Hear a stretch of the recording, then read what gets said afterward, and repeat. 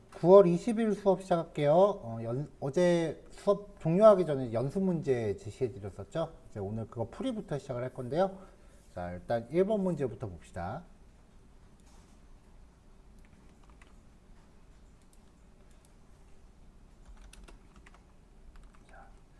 자, 일단 문장을 좀 쪼개 볼게요. 현재 연도에 대한 값을 이어라는 상수로 생성하고, 여기가 첫 번째고요. 이 값을 활용해서 자신의 나이를 연산한 후 age라는 이름의 지역 변수에 할당하고, 나는 땡땡새입니다 라는 형식의 문장으로 escape 문자를 활용해서 출력을 하시오. 자, 그럼 일단 이 첫 번째 요구사항부터요. 상수니까 선언할 때 들어가는 키워드는 const죠. 이어. 한 다음에 현재 연도니까 2023. 자, 이거를 활용해서 자신의 나이를 연산한 후 age라는 이름의 지역 변수에 할당하고, 지역 변수를 만드는 키워드는 let이었죠. age라는 이름의 변수에다가 할당을 하라는 건데, 자, 나이 계산할 때는요, 현재 연도 빼기 자신의 태어난 연도, 2000년도, 2000년생이라고 가정할게요. 자, 이렇게 해놓고서 이제 결정을 하나 해야 되는데, 태어났을 때를 만약에 한 살로 친다라고 하면은 플러스 1을 해줘야 되고요.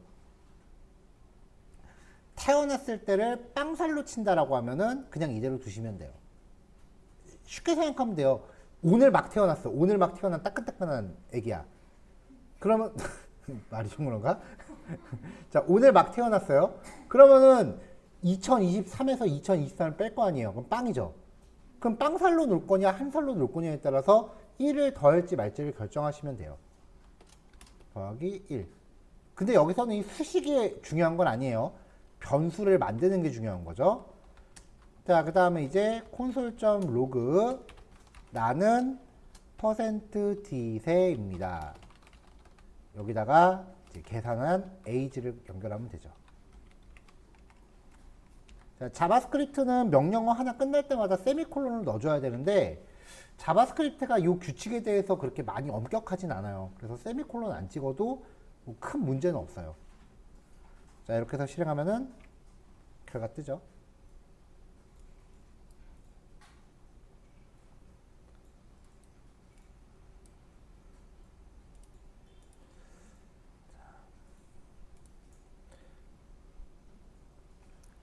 자, 그 다음 두 번째. 자신의 나이를 의미하는 상수 age를 정의하고, 이 값을 활용해서 자기가 태어난 연도 이어를 전역 변수 형식으로 산출하여 나는 땡땡땡땡 연도에 태어났습니다라는 형식의 문장으로 escape 문자를 활용하여 출력하시오. 자, 여기 또 문제를 일단 갖다 넣어볼게요.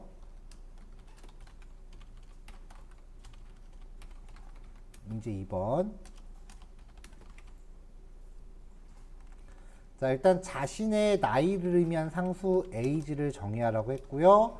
이걸 써서 연도 이어를 전역 변수 형식으로 산출한 다음에 출력하세요죠. 자, 아까 1번 문제를 실행했을 때 24살이라고 나왔으니까 나이를 24라고 저장해 볼게요. 그러면 계산했을 때 똑같이 2000이 나오면 되겠죠? 자, 상수 const age는 수 24 라고 하면 지금 에러 나요. 왜냐면 위에 선언한 거 밑에 또 선언했으니까. 그래서 부득이하게 지금 여기서는 파일을 새로 만들어야 되는 부분인데, 부득이하게 age1이라고 할게요. 전역 변수를 만들 때는 예하거가 바죠. 자, 여기서 이어인데 위에 변수랑 또 겹치니까 여기 이어1이라고 할게요. 는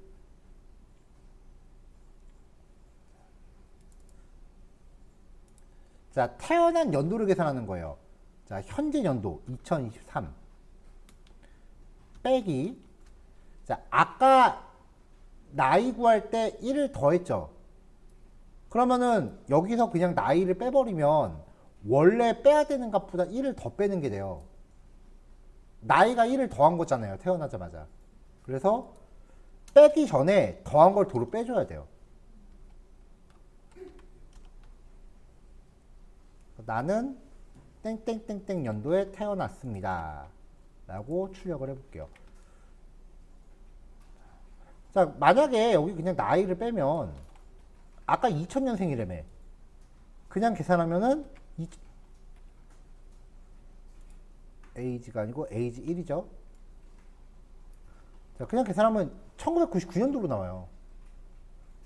그러니까 2023에서 뺄 값을 하나를 더 뺀 거잖아요, 지금. 아까 2000년생이라며. 그러니까 에이지를 빼기 전에 얘를 1 줄여서 빼야죠.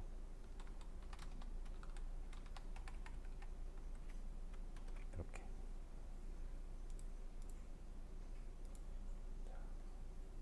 아니면은 괄호 안 치고 다 빼고 나서 1 더해줘도 됩니다. 똑같은 거죠.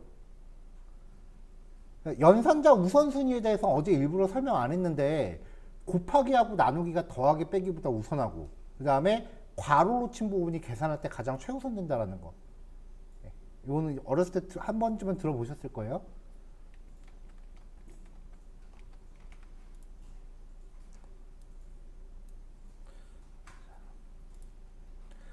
참고로 그 나이를 계산하는 방법. 우리나라 나이 체계가 사실 올해 다들 한 살씩 어려졌죠?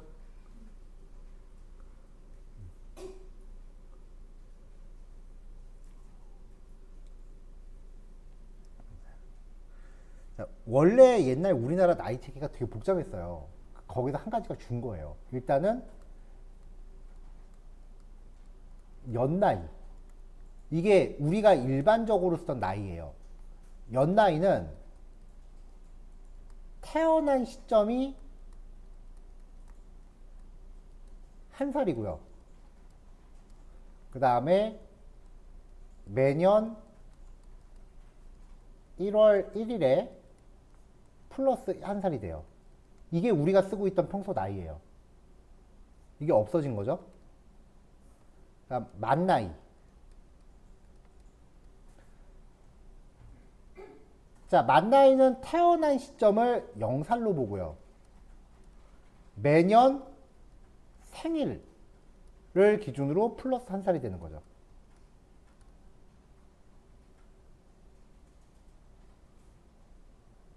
이상하지 않아요? 태어난 시점이 한 살이고 1월 1일 기준으로 한 살인데 왜 얘는 생일이야? 그러면은 태어난 시점을 0살로 놓고 매년 1월 1일을 기준으로 플러스 한 사람 하는 거 없을까? 있어요, 이거. 이걸 법정 나이라고 해요. 법적으로 나이 계산할 때 이걸 써요. 고소장 같은 거 쓸 때 나이 이렇게 들어가요. 그리고 남자분들 군대 갈 나이 산정을 이걸로 해요. 그래서 연나이 체계를 없애버리고 일상생활에서는 만나이로 표기하고 그 다음에 행정기관에서 표기할 때는 이걸 쓰겠다라고 통일을 한 거예요. 사실 저 개인적으로는 이거 잘한 것 같아요. 일단 전 국민이 한 살씩 어려지는 쾌거를 이뤘지. 근데 누구는 그러더라고요. 이제 보통 나이가 앞자리가 바뀌면 그 애는 기분이 되게 꿀꿀해요. 아마 여러분들 아직까지 못 느꼈을 텐데 진짜 30에서 40으로 넘어가면 해가 되게 꿀꿀해. 진짜 꿀꿀해 그때는. 누가 그러더라고요. 작년에 40살 돼서 1년 내내 꿀꿀했는데 올해 또 꿀꿀하다고. 그러니까 받아들이는 사람마다 좀 다르긴 하지만 어쨌건 표기법이 단순해진 거는 여러모로 좋은 것 같아요. 제 생각에는. 자, 그 다음에 마지막 문제. 이게 좀 극악이었죠?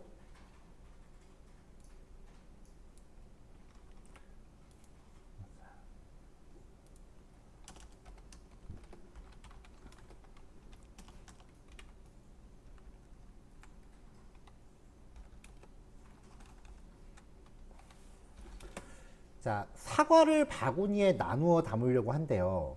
하나의 바구니는 사과를 10개씩 담을 수 있대요.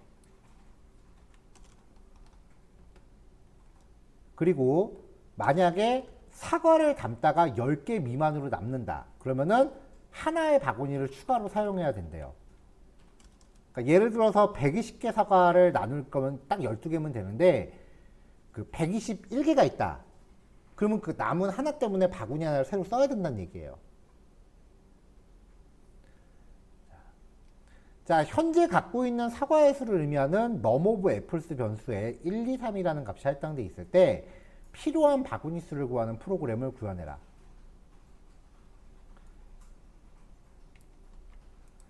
자, 그럼 일단 이 문장에서 필요한 부분들을 코드를 먼저 풀어야죠. 자, 여기서 뭐 상수로 만들지 지역 변수, 전역 변수 그런 얘기 안 했으니까 선언은 하고 싶은 대로 하시면 됩니다. 자, const num of apples에다가 1, 2, 3을 할당을 하래요.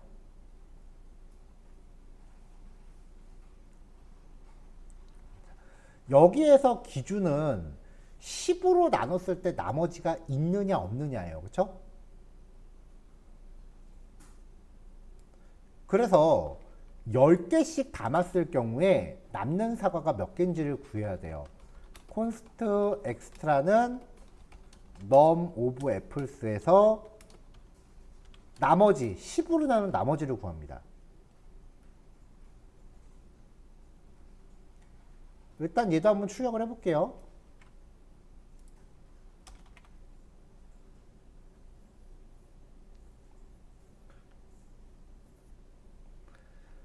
자, 그러면은 만약에 이 엑스트라 값이 0이면 딱 떨어지는 거니까 바구니 플러스 추가 한 개는 필요 없죠.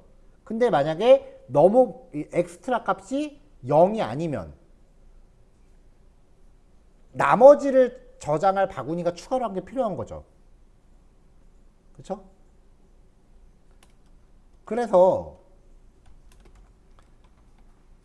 10개씩 담고 남은 사과를 담기 위한 바구니, 그러니까 추가적으로 한 개가 필요한지 안 필요한지를 보자는 거예요. const extra basket은 엑스트라가 0이면 필요해요, 안 필요해요? 그럴 땐 0개. 그렇지 않으면 한 개 있어야 되죠.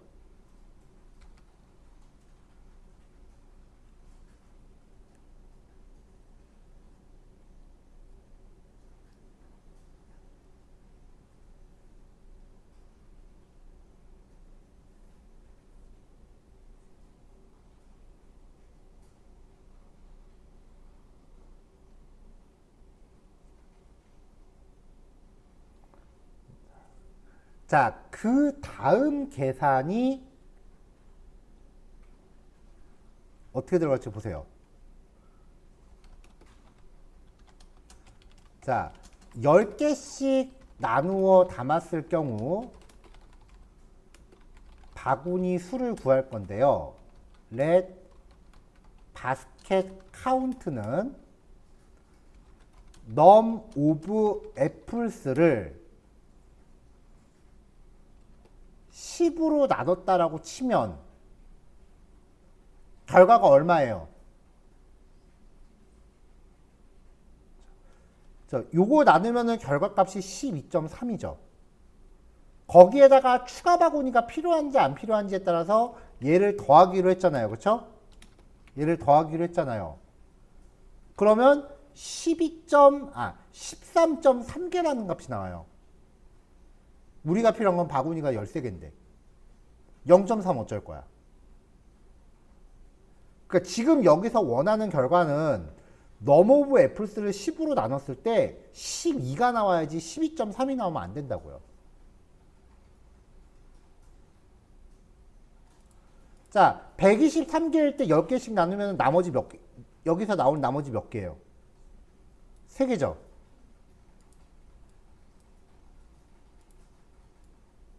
그러면 애당초 123개에서 나머지를 빼서 나누면 그럼 0.3이 안 떨어질 거 아니에요. 그래서 계산식은 넘 오브 애플스에 엑스트라로 나눈 다음에 10으로 나눠야 됩니다.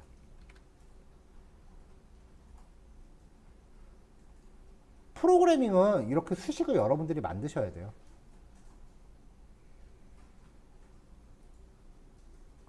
굉장히 여기저기 곳곳에 수학이 숨어 있어요.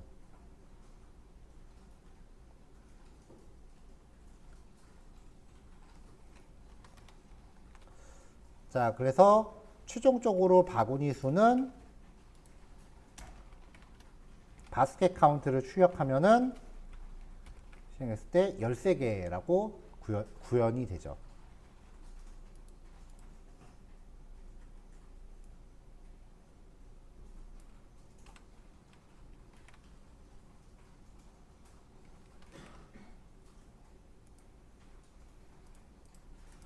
자, 스크롤이 올라가느라고 잘 안 보였을 테니까 요거는 제가 지금 톡방에다 그냥 툭 하고 올릴게요.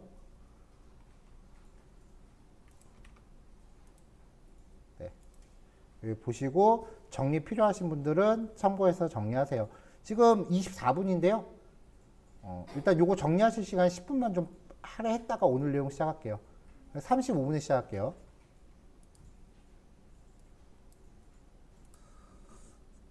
자, 이렇게 연습 문제 풀어봤어요. 이제 이쯤 되면은, 나 수학 되게 싫어하고 못하는데, 저런 거 막 해석, 식도 만들어야 되나 하면서 이제 덜컥 겁이 나기 시작을 해요. 그쵸? 1개월 동안은요, 1개월 동안은 전체적으로 이 배운 걸 갖다가 뭔가 직접 만들어 볼 생각을 하지 마세요. CSS는 그래도 우리가 후반부에 그래도 마음 먹으면은 좀 바꿔가면서 뭔가 해볼 만한 여지가 좀 있었잖아요. 근데 자바스크립트나 1개월 차에는 그런 거 하지 마세요. 웹페이지에서 자바스크립트가 쓰이는 거는 2개월 차부터 나오기도 하고요. 그리고 그때 정도 2개월까지 지나가야 이제 뭔가 여러분들이 주관을 넣어서 뭔가 코딩을 시도할 만큼의 진도가 쌓여요. 그러니까 지금은 그냥 코드 자체를 영어 문장 해석하는 느낌으로 접근을 하세요. 해석이 돼야 영작이 돼요.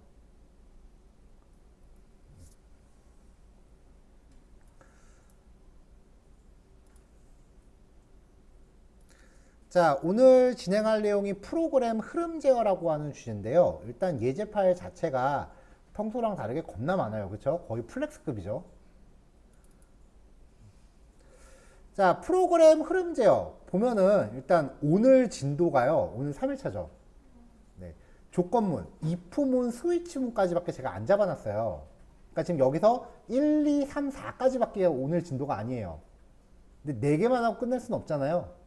그래서 아마 오늘 최소한 4일차 진도까지는 뚫을 거예요.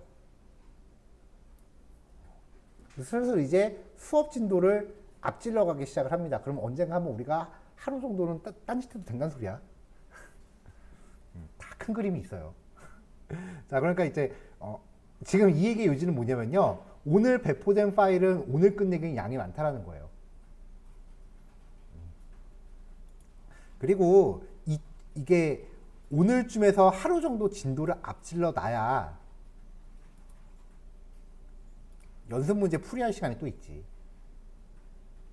1개월 차 동안은 연습 문제가 꽤 많이 나갈 거예요. 왜냐면은 CSS처럼 우리가 뭔가 마음 먹은 대로 수정해 볼 여지가 있는 실습 내용들은 아니기 때문에 그래도 여러분들이 그래도 조금이라도 그 두뇌 트레이닝을 해볼 수 있게끔 연습 문제들이 그래도 좀 틈 날 때마다 나갈 거예요.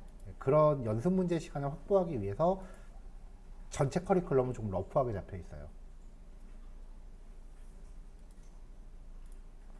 자, 그럼 이제 프로그램 흐름 제어라는 걸 봅시다. 자, 우리가 배웠던 연산자는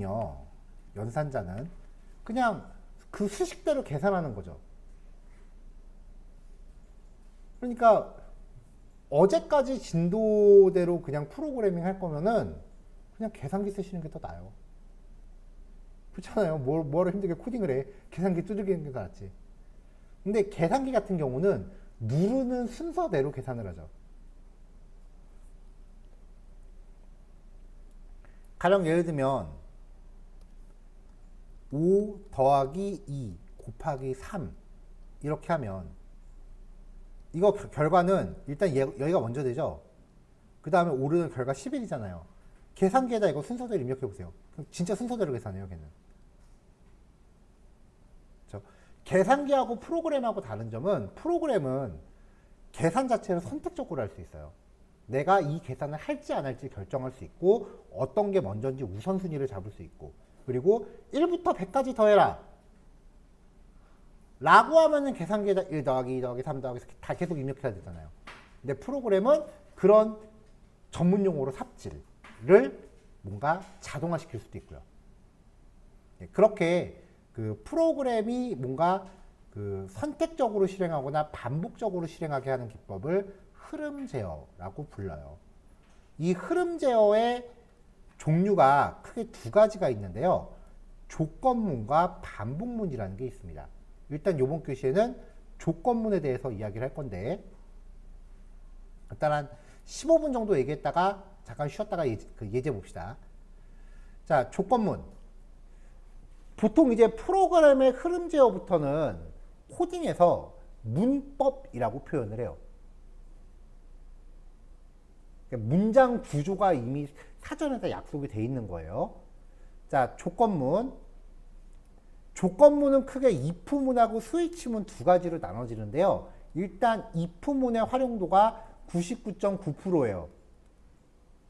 스위치문은 여차하면 버려도 돼요. 왜냐하면 if문으로 대체가 가능하거든요. 자, if문. 주어진 조건식이 참인 경우에만 블록 안을 실행하는 구문 형태입니다. 구문 생긴 게 이래요. if. if라는 게 만약이라는 뜻이잖아요. 만약 이 괄호 안에 있는 조건식, 여기는 참이나 거짓을 판단할 수 있는 형태면 뭐가 와도 돼요. 그래서 만약 괄호 안에 있는 게 참이라면 이 블록 안을 실행을 하고요. 거짓이라면 무시하고 지나갑니다.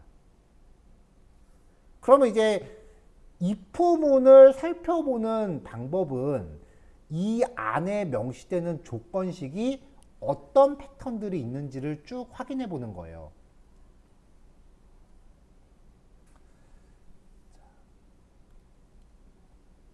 우리가 어저께 그 참거짓을 판단할 수 있는 형태를 많이 봤었죠. 자, 첫 번째, 논리값을 쓰는 경우. 논리값은 그 자체가 참이나 거짓을 저장하고 있죠. 이 변수 자체를 조건으로 쓰는 거예요. 자, A가 true래요. if A래. 그럼 여기다 뭐라고 적어? 대놓고 참이라고 적은 거잖아요. 그렇죠? 그럼 이 안은 무조건 실행하겠죠.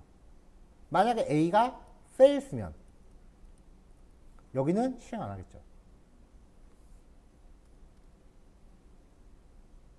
네, false인 경우. 자, 그럼 응용. 자, B가 거짓이니까 여기 실행해요, 안 해요? 안 하죠? 앞에 느낌표 붙이면. 하죠. 오케이. 자, 숫자형 값을 쓰는 경우. 어저께 숫자가요, 1이 true에 대응되고 0이 거짓에 대응된다라고 얘기했었죠. 이게 원래 정의는요, 0은 false가 맞아요. 근데 참은 0이 아닌 모든 수가 참이에요. 심지어는 마이너스 값도 참이에요. 원래 정의는 이래요. 자, 그러면 숫자형 값을 조건으로 쓰면은 A가 0이면은 거짓으로 판단되는 거고 0이 아니고 다른 값이면 참으로 판단되는 거죠. 지금 예시에선 1, 2, 3 들어갔죠. 그럼 조건 참이에요, 거짓이에요? 참이죠? 그럼 요한이 실행이 됩니다.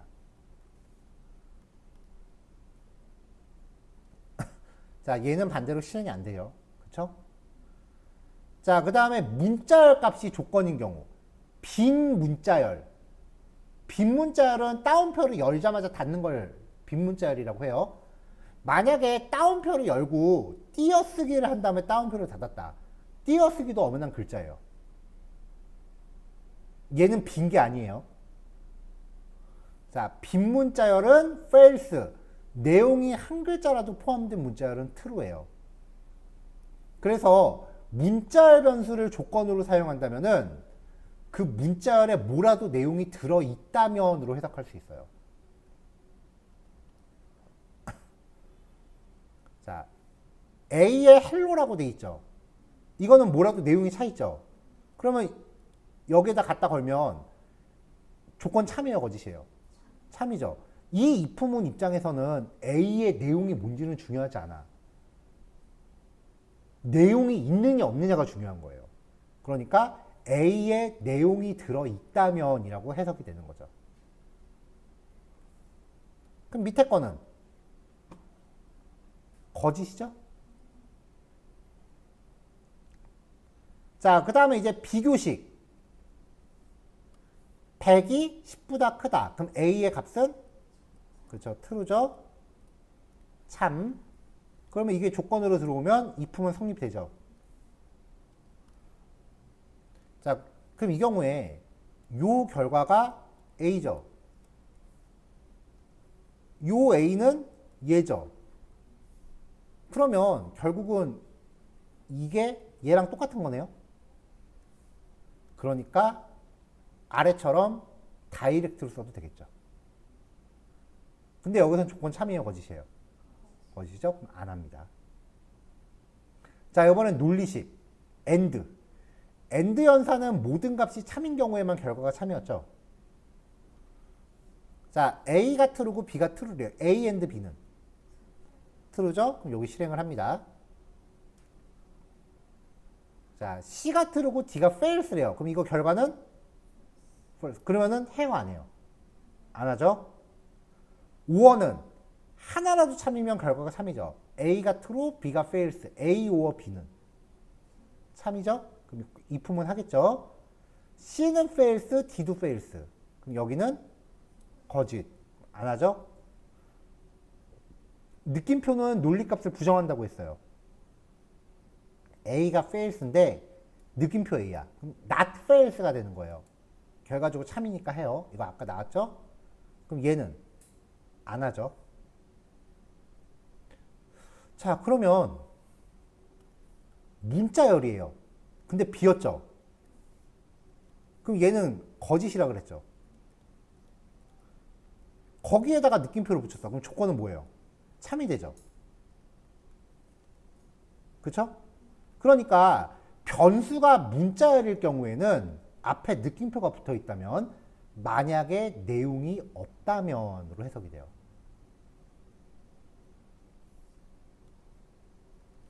대체로 여기에 ID, 입력값을 저장을 해요. 그래서 이게 뜻이 그러면 ID가 입력되지 않았다면이 되는 거죠. 그럼 여기서 메시지 박스로 ID를 입력하세요 라고 뿌려주는 거예요.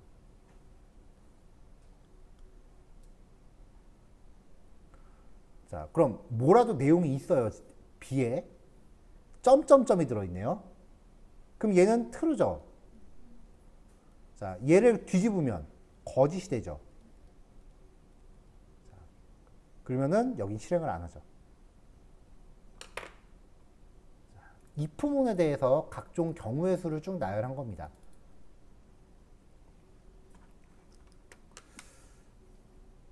자, 첫 번째 그룹 여기부터 여기까지예요. 자, 논리값을 쓰는 경우 콘솔.log 로그 배고픈데 일반 구문은 그냥 무조건 실행을 해요, 얘는. 그러니까 자바스크립트가 이제 한 줄씩 실행을 하는 거예요. 이제 그룹으로 묶고 그 다음에 출력하려네 출력해요. 자, 그 다음에 have one이라고 하는 변수를 true라고 잡았어요. 그 다음에 그럼 조건을 판단해요. 참이죠? 그러면 식당에서라고 출력을 하죠. 그리고 빠져나와서 밥을 먹자가 됩니다. 배고픈데 식당에서 밥을 먹자가 되죠.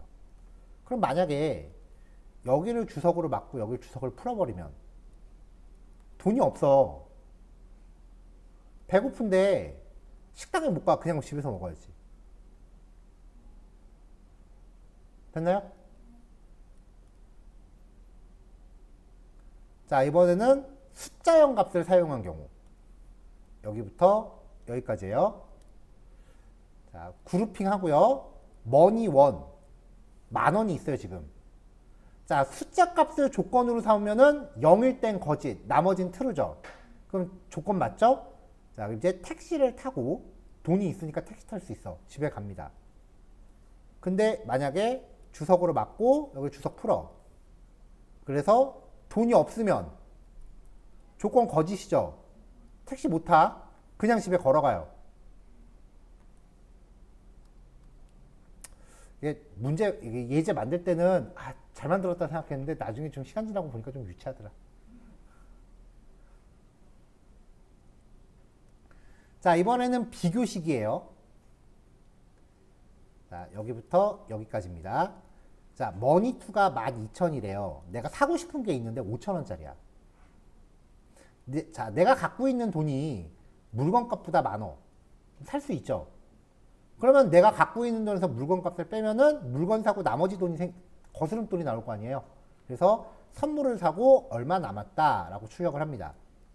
근데 만약에 내가 갖고 있는 돈이 3,000원밖에 안 돼. 그러면 3,000이 5,000보다 크다. 조건 안 맞죠? 그럼 이 품은 전체를 지나가는 거예요, 그냥.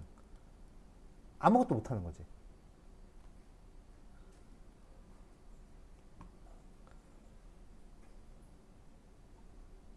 자, 이번엔 AND요.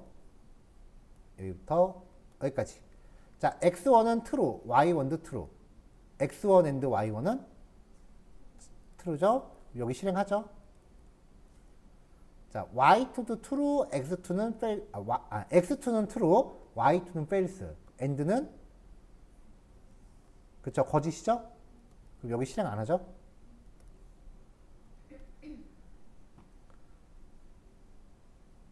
자, 이번에 5어.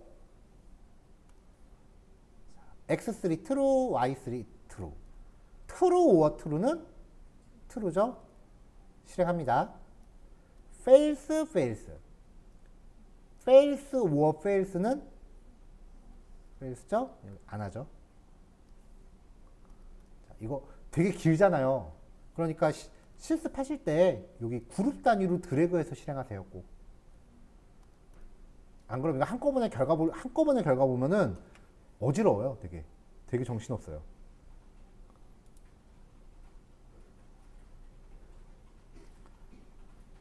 자, 이번엔 not 연산. A가 true래요. not A는 거짓이죠? 여기 안 해요. B가 false래요. 그럼 not false는 그럼 여기 하겠죠?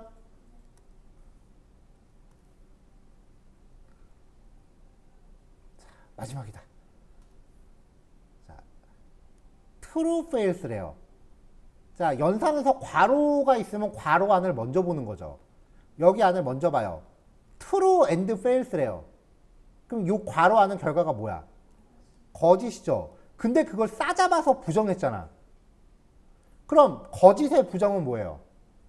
참이죠. 이 괄호 안은 전체적으로는 참이 되는 거예요. 그러니까 여긴 실행을 하죠. true, false. 자, true or false는 true죠. 근데 그걸 싸잡아서 부정해요. 그럼 거짓이 되죠. 마지막 건 실행을 안 합니다.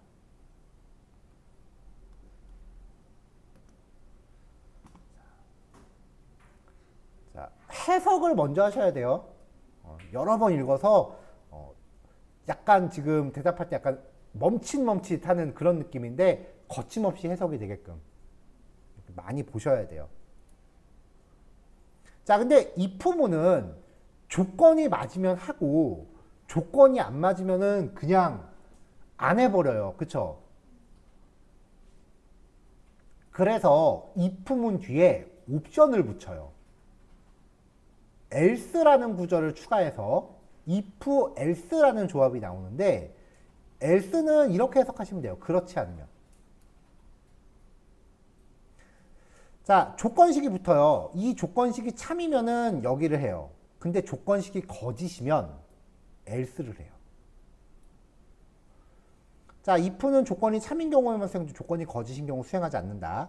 if문 뒤에 else문을 덧붙여서 조건이 거짓인 경우에 수행되는 구문을 추가한 건데 이 else라고 하는 구절은 반드시 if문 뒤에만 올 수 있고 독립적으로는 존재할 수 없어요. 그래서 else 이건 짧아요. age가 19래요. 그럼 if문 참이에요, 거짓이에요? 거짓이죠? 그러면 else 하는 거지.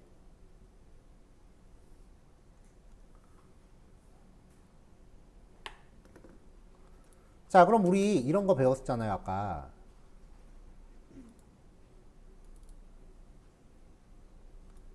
이런 거 배웠었잖아요, 그쵸? 이런 거. 자, 콘스트는 한 번 넣으면 값을 못 바꾸니까 let으로 할게요. 자, let extra basket은 나중에 넣어야지 라고 해서 비워놔요. if extra가 0이면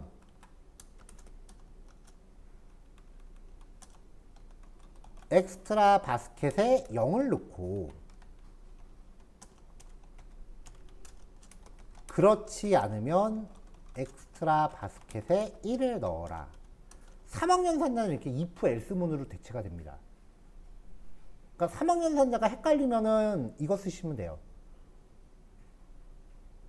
꽤 많은 분들이 3학년산자보다 if else문을 더 많이 써요.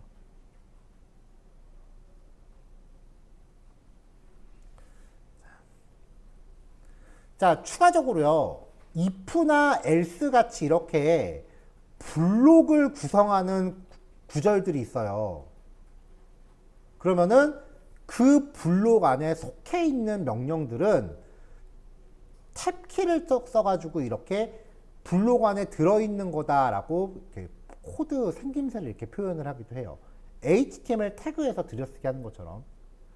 이거 안 하면 나중에 되게 알아보기 힘든데, 사실 프로그램 코드는 세미콜론 단위로 명령을 구별하고 블록 단위로 지정을 하는 거기 때문에 띄어쓰기 줄바꿈 같은 거 사실 1도 필요 없어요.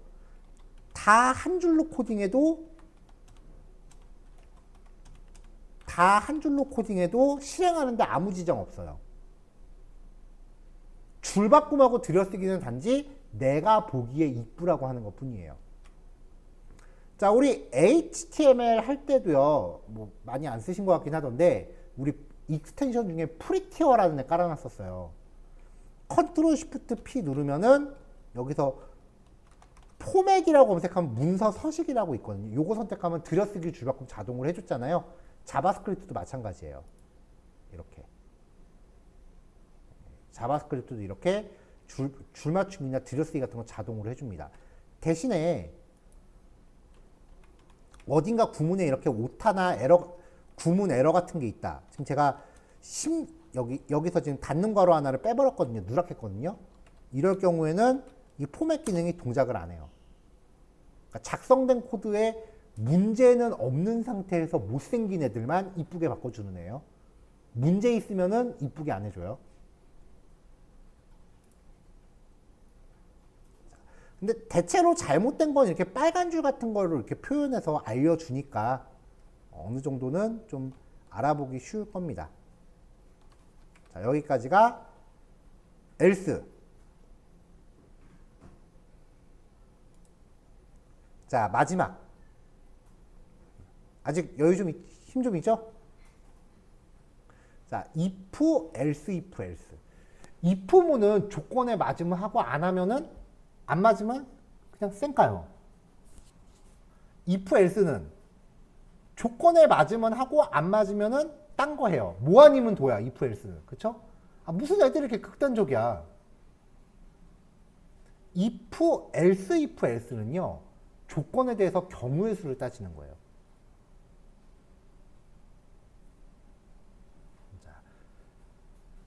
순차적으로 조건을 판별하면서 가장 처음 만나는 참인 조건의 블록을 수행한다. 자, 생김새가 이래요. if하고요, else 사이에 else if라는 걸로 경우의 수를 계속 쪼개는 거예요. else if는 내가 필요한 만큼 넣을 수 있고요. 마지막 else는 필요 없으면 안 넣어도 돼요. 자, 얘가 어떤 식으로 동작을 하냐면은, 자, 일단은 참인 조건이 여기 n번째 조건이 참이다라고 가정을 하죠. 그럼 이제 첫 번째 조건을 판단을 해요. 이게 거짓이야. 그러면 다음 조건을 보러 가요. 이것도 거짓이야. 그럼 다음 조건을 보러 가요. 이것도 거짓이야. 그러면 다음 조건을 보러 가요. 얘가 참이야. 그러면 그 블록 안을 실행을 해요. 그리고 연결되어 있는 모든 애를 안 하고 빠져나가요. 만약에 얘도 참이고 모든 조건이 다 참이야. if만 거짓이고. 그러면 if 거짓이니까 다음으로 가요. 가장 처음 만나는 참인 걸 실행한다 그랬죠? 그럼 얘가 참이니까 여기를 실행을 해요. 나머지는 아무리 참이어도 안 하고 가요, 그냥. 참인 게 하나도 없어. 거짓, 거짓, 거짓, 거짓. 그러면 else를 해요. 그래서 마지막에 else는 이도저도 아니면 그런 뜻이 되는 거죠.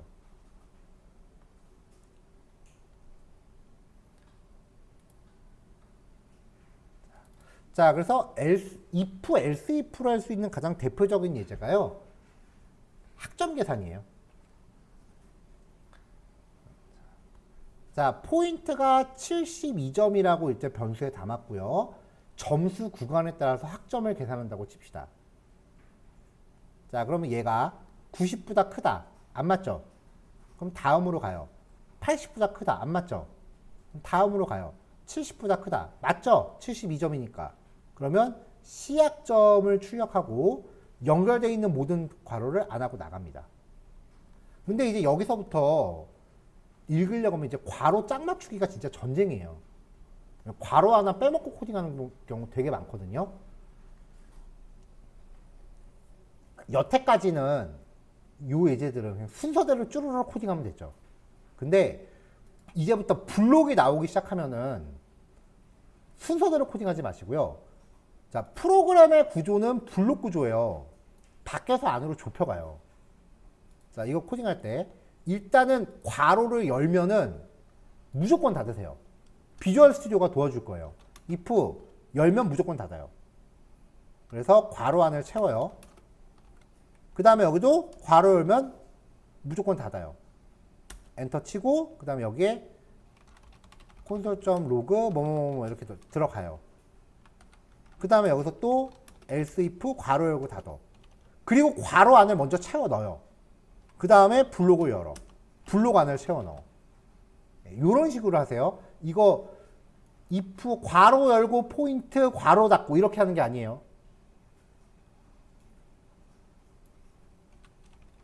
자, 요거까지 실습할게요. 일단 조금 힘에 붙일 것 같아요. 1번 예제가 좀 많이 길죠? 그래서 일단은 8시 반까지 실습 시간 할애해 볼게요. 시간 모자르시면 더 드려도 돼요. 왜냐면 우리는 오늘 벌써 오늘 진도의 반을 끝냈어요. 이따가 제가 8시 반에 시간 부족한지 물어볼게요. 자, 넘어갈게요.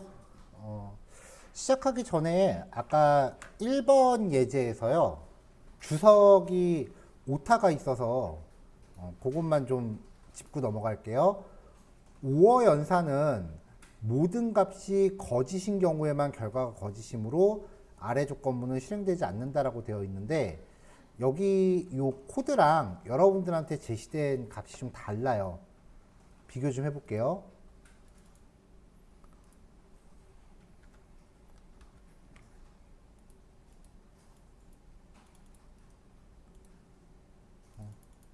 왜 확대가 안 돼?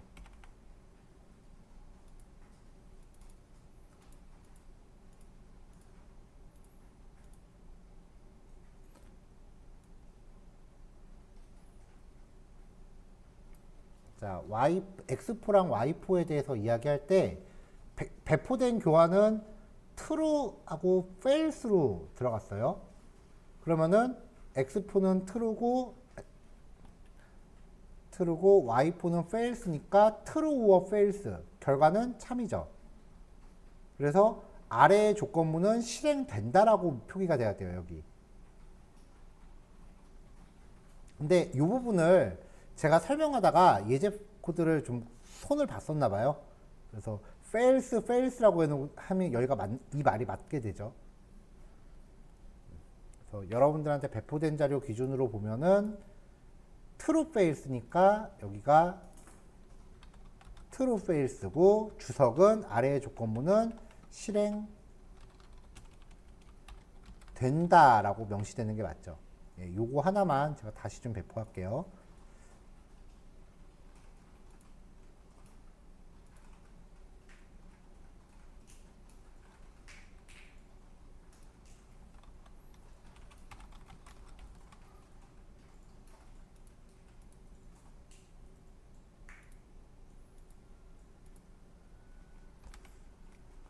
곱하기 16.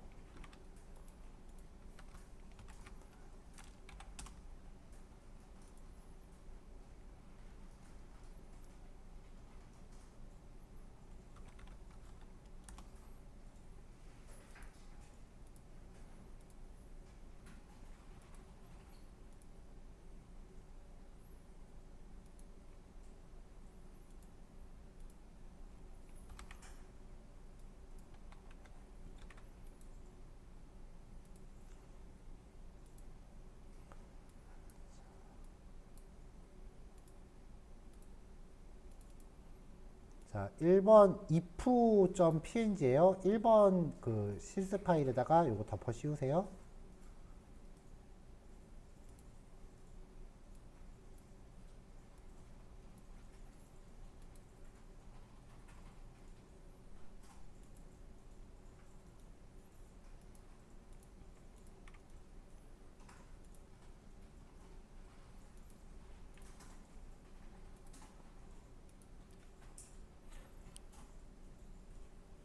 자, 다음 구문은요, 스위치문이에요. 요거는 이제 뭐 예제도 하나밖에 없으니까 짧게 보고 좀 끊었다 갈게요.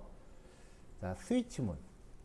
기본 구문은요, 하나의 변수나 수식에 대한 여러 가지 경우의 수를 나열하는 형식이에요. 이 여러 가지 경우의 수를 표기하는 방식이 if, else if, 점점점, else. 이게 우리가 경우의 수를 나열하는 구문이었잖아요. 그래서 스위치문은 요 else if 구문하고 호환이 돼요. 둘 중에 마음에 드는 거 쓰시면 돼요. 근데 꽤 많은, 거의 대부분의 개발자들이 else if 구문을 더 선호를 하고요. 스위치문은 거의 잘 안 쓰이는 편이에요. 그래서 나는 다 정리하는 거 싫어. 그러면 스위치문은 버리셔도 사실 상관이 없어요. 저는 개인적으로 else if랑 스위치 중에 스위치문을 더 선호하는 편이긴 하거든요. 왜냐면 이게 더 이뻐 보여서 들여쓰기가. 진짜 그 정도로 else if랑 스위치문은 뭐가 좋다 나쁘다를 논할 대상이 아니에요. 그냥 마음에 드는 걸 쓰면 돼요. 자, 조건에 맞는 케이스라는 블록이 있고요. 브레이크 키워드를 만날 때까지 실행한다. 이 구문을 잘 기억하세요. 자, 스위치의 조건은 식으로 설정하는 것도 가능하고요. 자, 구문 봐야겠죠. 이렇게 생겼어요. 자, 스위치 한 다음에 요 괄호 안에 어떤 변수를 걸거나 아니면은 식을 표현을 해요. 계산식. 계산식을 지정하면은 그 계산식의 결과값을 갖고 논하겠죠. 그 다음에 이 변수가 혹은 수식의 결과값이 가질 수 있는 케이스들을 케이스 뭐뭐뭐, 케이스 뭐뭐뭐 이런 식으로 쭉 나열을 합니다. 여기 꼭 1, 2 이렇게 할 건 아니고 여기 여러분들이 적고 싶은 값들을 적으면 돼요. 그러면 해당 케이스에 맞닥뜨리는 구문을 실행을 하고요. 브레이크를 만나면 중단해요. 만약에 나열된 케이스 중에 맞는 게 하나도 없다. 그럼 마지막에 있는 디폴트라는 블록을 실행을 해요. 그러면 만약에 이게 if, else if였다면 여기서 이제 if 조건을 체크를 해서 첫 번째 케이스가 조건이 참이면 실행을 하는 거고 나머지는 다 elif가 되는 거고요. else if 그리고 마지막 디폴트는 else절의 대응이 되겠죠. 자, 브레이크가 만약에 없다라고 하면 어떻게 되는지 봅시다. 아까 브레이크를 만날 때까지 실행한다 그랬죠. 그래서 브레이크가 없으면 중단점이 없기 때문에 그 아래 블록까지 실행해요. 그래서 의도적으로 브레이크의 위치를 조절하는 경우도 있어요. 자, 말로만 봐서 모르겠죠.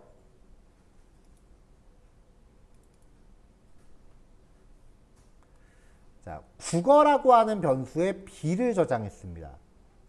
그리고 이 국어라는 변수에 대해서 경우의 수를 나열한 거예요. 그럼 여기서 자기한테 맞는 케이스를 찾아요. 여기죠. 그럼 요거 실행하고 브레이크 만났으니까 그냥 끝하고 나온 거예요. 그럼 출력되는 거는 비약점입니다가 출력이 되겠죠. 자, 특이사항 변수 이름 한글로 썼어요. 띄어쓰기만 없으면 한글로 써도 되긴 하는데 많은 프로그래머들이 잘 안 써요. 어색해서. 자, 근데 브레이크가 없으면 어떻게 되느냐? 자, 또 영어가 B예요. 그러면 영어 점수에 대해서 자기한테 맞는 케이스를 찾아요. 여기죠. 아까 제가 브레이크를 만날 때까지 실행한다 그랬죠. 브레이크 만날 때까지 계속 내려가요. 비약점이나 출력하고 없죠 브레이크. 그 밑에도 실행해요. 없죠 브레이크. 그 밑에도 실행해요. 계속 실행해요. 끝까지 다. 자, 그래서 여기 위에는 실행하면 자, 비약점입니다라고 딱 출력하고 끝나는데 두 번째는 실행하면 비약점입니다부터 계속 출력합니다. 이렇게요. 그래서 의도적으로 브레이크를 조절할 때도 있어요. 왜 대학교 과목 중에 그런 거 있어요. 패스, 논패스만 얘기하는 과목들. 자, 수학이 B래요. 케이스 B죠. 그럼 브레이크 만날 때까지 실행하죠. 그러면 여기까지 실행을 해요. 만약에 A라면 여기죠? 브레이크 만날 때까지. C라면 여기죠? 브레이크 만날 A, B, C가 전부 똑같은 걸 실행하죠.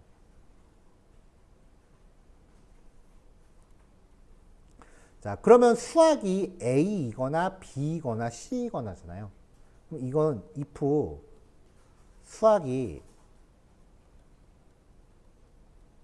A 혹은 5억 수학이 B 5억 수학이 C 일 때 여기를 하고 그럼 나머지는 뭐겠어요? else 이렇게 호환이 돼요.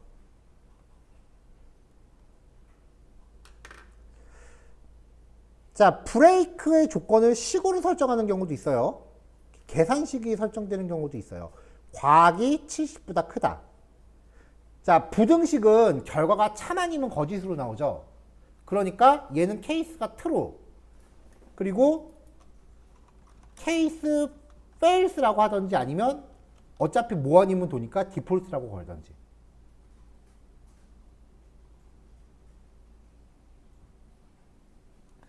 자, 요거 실습하시고요. 그 다음에 교환해 보시면 맨 뒤에 연습 문제 또 있어요. 이 연습 문제 중에 1번만. 좀 전에 답 얘기했어요. 1번만 풀이해 보세요. 2번은 아직 하지 마시고요. 1번만 먼저 해보세요. 좀 전에 답 얘기했어요. 자, 9시 15분까지 시간 드릴게요. 자, 넘어갈게요.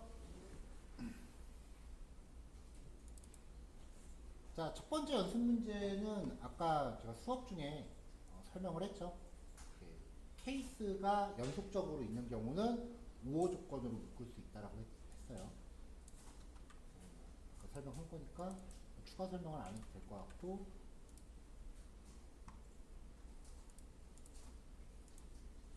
이제 while문이라는 거를 봅시다.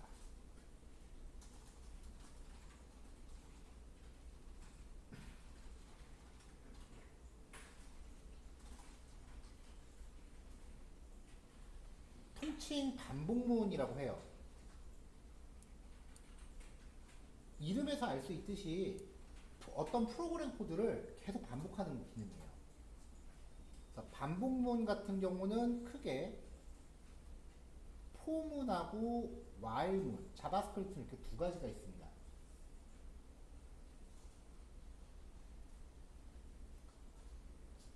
자, 그 중에서 일단 while문이 좀 더 단순해서 while문을 먼저 이야기할게요. 자, 이만큼인데요. 대부분의 책들은 while문을 이렇게 설명해요. while 여기에 조건 식이 들어가고 그 다음에 이렇게 블록을 만든 다음에 이 조건이 참인 동안 여기를 실행한대요. 그럼 얘를 다시 생각을 해보면 자, 우리가 보통 조건을 판단할 때 보통 이런 식으로 A가 5보다 작다면 뭐 이런 식으로 조건을 넣잖아요. 그럼 요거만 딱 떼어놓고 생각을 해보자고요. 도대체 A가 얼마인데? A가 얼마인지를 알아야 5랑 비교할 거 아니에요. 그러니까 이게 성립을 하려면 while문 전에 조건에 써먹을 변수를 먼저 만들어줘야 돼요. let a는 0이다 라고 하면은 0은 5보다 작으니까 조건 맞죠. 여기를 실행하는 거죠.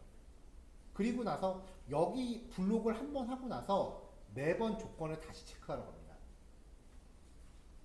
자, 그러면 0이 5보다 작다. 여기 뭔지 몰라서 한번 실행을 해요. 그리고 다시 1로 가요. 여전히 0은 5보다 작죠. 또 해요. 또 0은 5보다 작죠. 또 해요. 또 0은 5보다 작죠. 또 해요. 이거 언제까지 해요? 안 끝나요. 그럼 이때부터 여러분 컴퓨터가 터질 때까지 하는 거죠. 보통 이 상태를 무한 루프라고 해요. 이쯤 되면 얘는 프로그램이 아니라 바이러스예요. 무한 루프는 물론 의도적으로 무한 루프를 구사하는 경우도 있긴 한데요. 프론트엔드는 거의 없다고 보셔도 돼요. 백엔드 쪽은 의도적으로 무한 루프를 걸 때가 가끔 있긴 해요. 프론트엔드는 1도 없어요. 그 무한 루프는 이제 여러분들이 구사해야 되는 스킬이라기보다는 피해가야 되는 현상이라고 인지하시는 게 좋아요. 그러면 이제 이 while이라는 구문이 무한 루프가 되지 않으려면 이 A 조건이 언젠가는 거짓이 돼야 돼요. 그래야 빠져나가거든요. 그러려면 이 A 값을 찔끔찔끔 이 안에서 한 번씩 바꿔줘야 돼요. 제일 만만한 게 A 플러스 플러스. 자, 이렇게 설정해 놓고 다시 봅시다. 처음에 A가 0으로 시작하죠. A가 0으로 시작하죠. 그러면 5보다 작다. 참이죠. 그 여기서 뭔가 한 다음에 A가 또 1 증가해요. 그럼 여기서 A가 1이 되는 거죠. 1을 갖고 1로 가요. 1이 5보다 작다. 맞죠? 또 해요. 또 증가해요. 2가 되죠. 또 가요. 2가 5보다 작다. 맞죠? 그러면 뭔가 하고 또 1 증가해요. 3이 됐죠. 3을 갖고 다시 1로 가요. 3이 5보다 작다. 맞죠? 그럼 뭔가 또 하고 1 증가해요. 4가 돼요. 자, 4를 갖고 다시 1로 가요.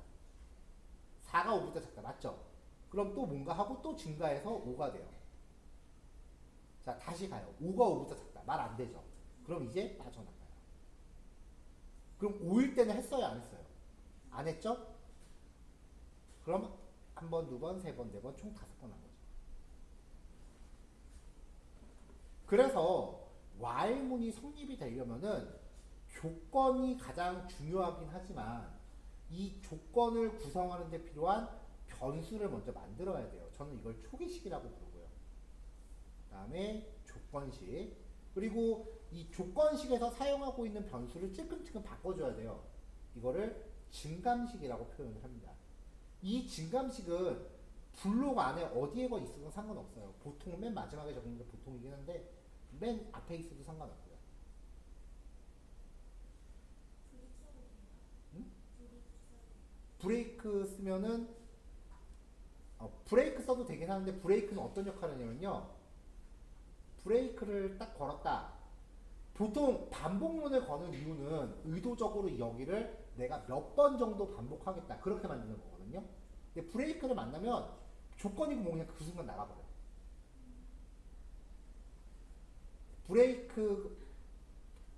브레이크라는 게 보통 멈추라는 뜻이잖아요. 그래서 반복을 안 하고 그 순간 끝나버려요. 자, 조금 전에 얘기했던 거에 대한 설명이에요. 초기식, 조건식, 증감식 요소를 충족해야 성립되고요. 자, 그 다음에 블록 안에서 선언되는 변수나 상수는 그 블록 안에서만 유효해요. 가끔 필요에 따라서 while 한 다음에 조건 있고 블록이 들어가요. 이 블록 안에서 만드는 변수가 있거든요. 뭐 이런 식으로 이 블록 안에서 변수를 만들 때가 있어요. 그러면은 반복을 할 때마다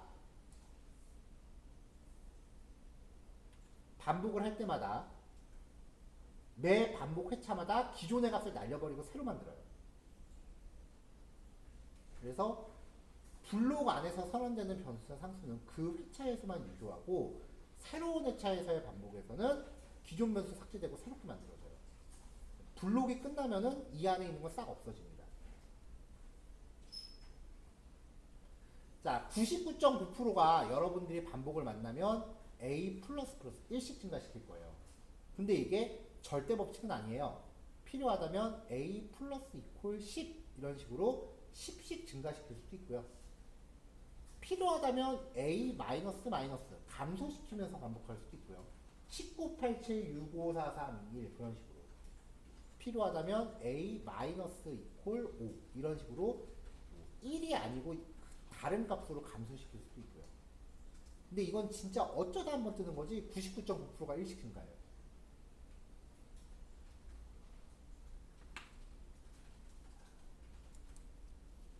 자, 그럼 while문 구문 볼게요. 이제부터는 진짜 손코딩 하셔야 돼요. 코딩 공부 또 잘 못하는 사람 두 번째 유형. 여기부터 이제 코드가 순서대로 읽어서 되는 게 왔다 갔다 하기 시작을 하니까 모니터 손가락으로 짚어가면서 따라가. 암산 천재도 아니고 그렇게 공부하지 마세요. 눈 나빠져요. 제가 이거 이제부터 설명 어떻게 하는지 보세요. 자, x가 1이래요. 자, x라는 변수가 이제 1부터 시작을 합니다. 자, 그 다음에 while x가 10보다 작거나 같대요. 작거나 같을 때까지래요. 그러면 요거랑 요거 그 다음에 증감식을 찾으세요. 여기 있죠? 이걸 통해서 x의 범위를 산정을 하세요.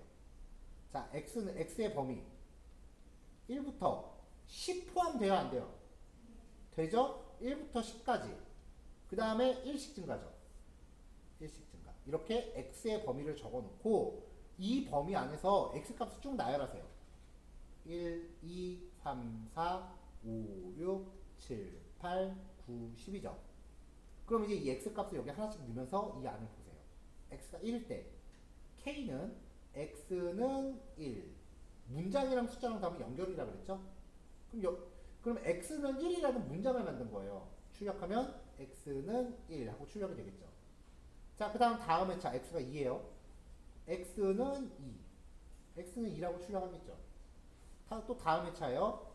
x는 3 이런 식으로 해서 여기서 만들어지는 결과는 x는 1 x는 2 x는 3 아무리 이렇게 쓰면서 본다고 해도 몇 번 쓰다 보면 규칙이 보여요. 더 안 써도 되죠? 그럼 마지막에 x는 10이라고 하고 끝나겠죠. 자, 그럼 이제 마지막일 때 한 번만 더 봅시다. 자, x가 10이에요. 조건 맞죠? 그럼 x는 10이라고 만들어서 출력을 했을 거 아니에요. 그 다음에 1 증가해요. x 얼마 돼요? 11 되죠. 11을 갖고 여기에 갔기 때문에 이제 안 맞는구나 하고 나온 거예요. 그럼 x의 최종값은 얼마예요? 11인 거죠. 10이 아닙니다. 11은 여기 실행을 한 거고 11이 됐기 때문에 빠져나온 거예요. 그래서 while문은 반드시 조건식의 최종값이 뭔지까지 생각을 하셔야 돼요.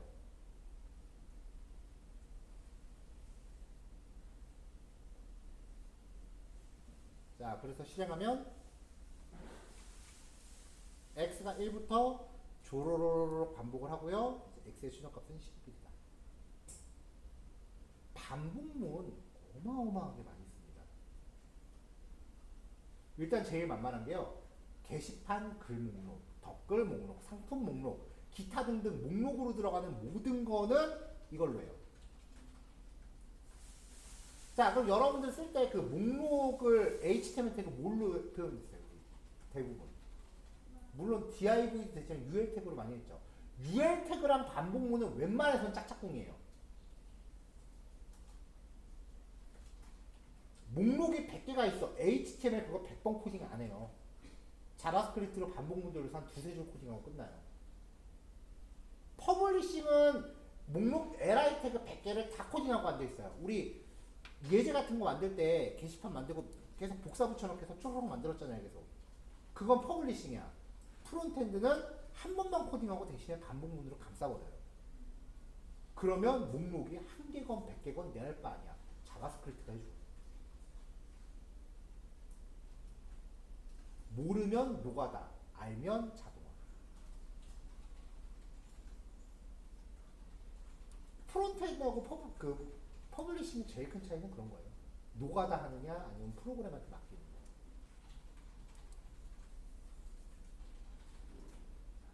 이제 슬슬 이제 프로그래밍이 시작되는 거고요. 여기서 할만하다라고 느끼시면은 천직이야. 근데 그런 분들 진짜 가끔, 진짜 가끔 간무에 콩나듯이 보고요. 대부분의 분들은 머리 깨질 겁니다. 이제부터 여러분들이 뭘 상상하는 것보다 더 어려울 겁니다. 이해 안 되면 통째로 외우세요.